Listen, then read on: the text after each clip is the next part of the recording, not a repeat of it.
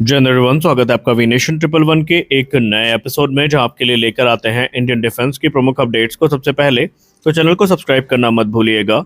इस वीडियो में हम पहले मुख्यतः बात करने वाले हैं रोल्स रॉयस के बारे में।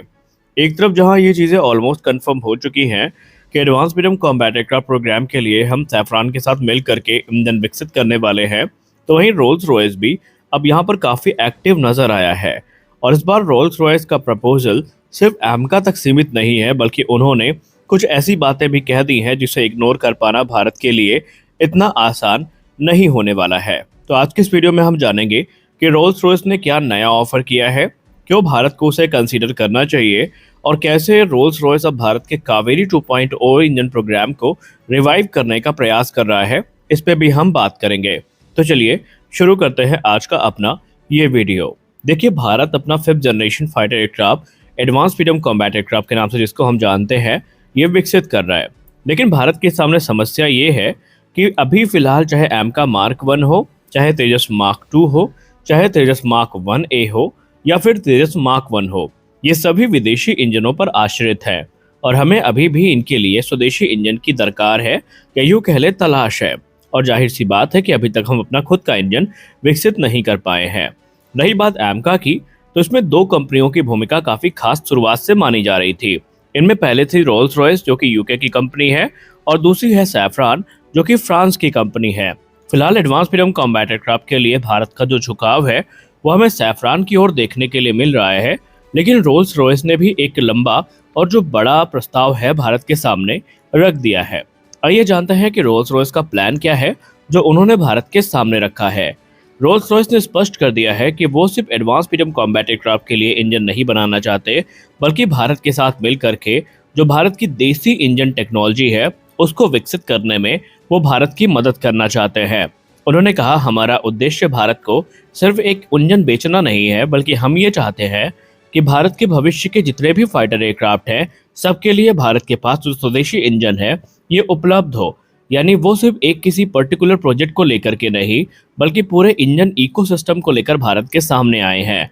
और उन्होंने स्पष्ट कर दिया है कि वो भारत के साथ सिर्फ एमका इंजन नहीं बनाना चाहते, बल्कि पूरा इको सिस्टम जो है वो बनाना चाहते हैं।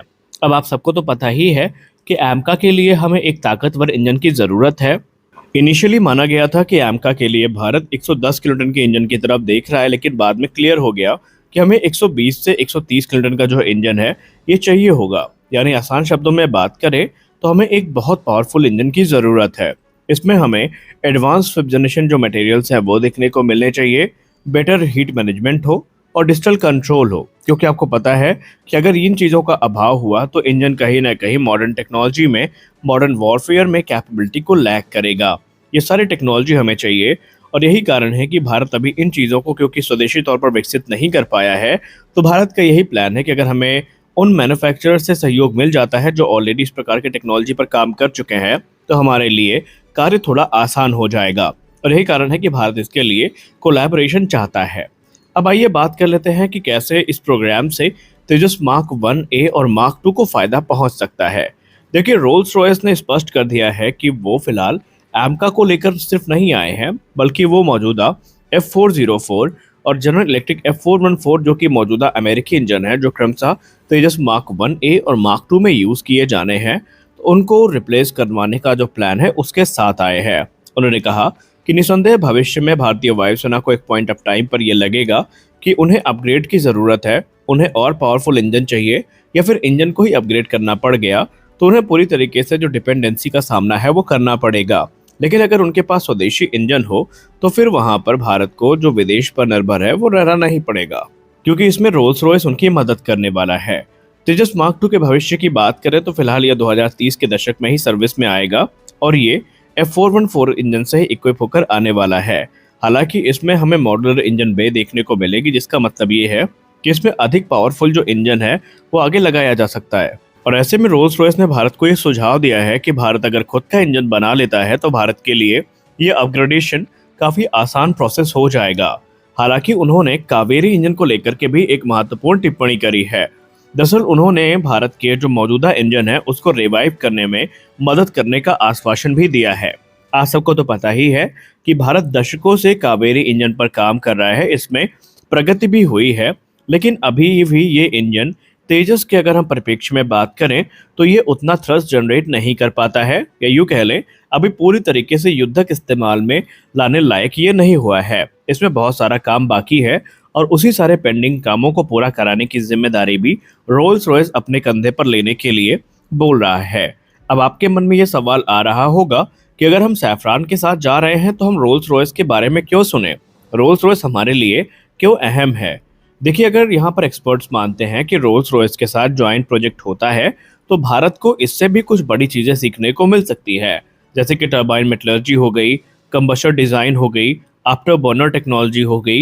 ये वो सारी चीजें हैं जो इंजन को वर्ल्ड क्लास बनाती हैं और रोल्स रॉयस यहाँ पर भारत को पूरी तरीके से आश्वस्त कर चुका है कि ये सारी टेक्नोलॉजी वो भारत को ऑफर करने के लिए तैयार हैं। और क्योंकि ये एक लॉन्ग टर्म की रिलेशनशिप होने वाली है, लॉन्ग टर्म का कोलैबोरेशन होने वाला है, तो इसका अपना भी एक फ़ायदा है। इंजन बनाना आप सबको पता है कि काफ़ी मुश्किल टेक्नोलॉजी में से एक है। इसमें दशकों का समय लगता है और मल्टीपल पार्टनर अगर यहाँ पर है तो उसका फ़ायदा भी मिलता है। तो ऐसे में अगर भारत कोलैबोरेशन फॉर्म करता है तो अपनी टेक्नोलॉजी तो मजबूत होगी, विदेश पर निर्भरता घटेगी, स्टेल्थ और सुपर क्रूज जैसे जो फीचर है वो बेहतर होंगे। आसान शब्दों में बात करें तो रोल्स रॉयस इस समय सैफरान को कंपटीशन देने की पूरी तैयारी में है, लेकिन अब शायद रोल्स रॉयस ने थोड़ा देर कर दी है, क्योंकि अब यहाँ पर ऐसा प्रतीत होता है कि जो सैफरान है उन्होंने बाजी मार ली है।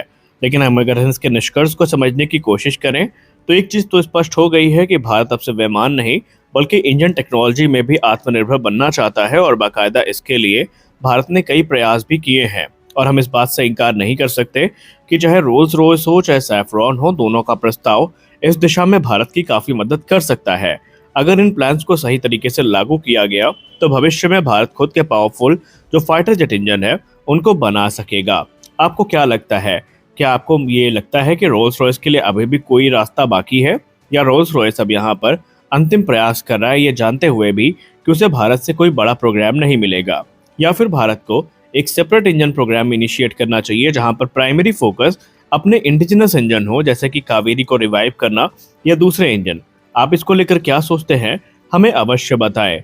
और आपको क्या लगता है कि क्या कावेरी इंजन अब भारत के लिए रिलेटेबल रहा है, और क्या कावेरी 2.0 के भविष्य को लेकर आप थोड़ा भी यहाँ पर श्योर हैं कि आगे चल के इस पे काम होगा?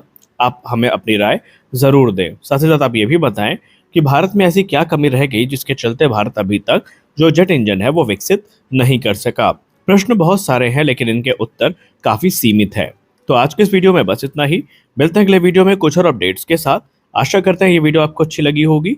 वीडियो अच्छी लगी वीडियो को लाइक करिए, नए चैनल को सब्सक्राइब करिए। मिलते हैं अगले वीडियो में, तब तक के लिए जय हिंद।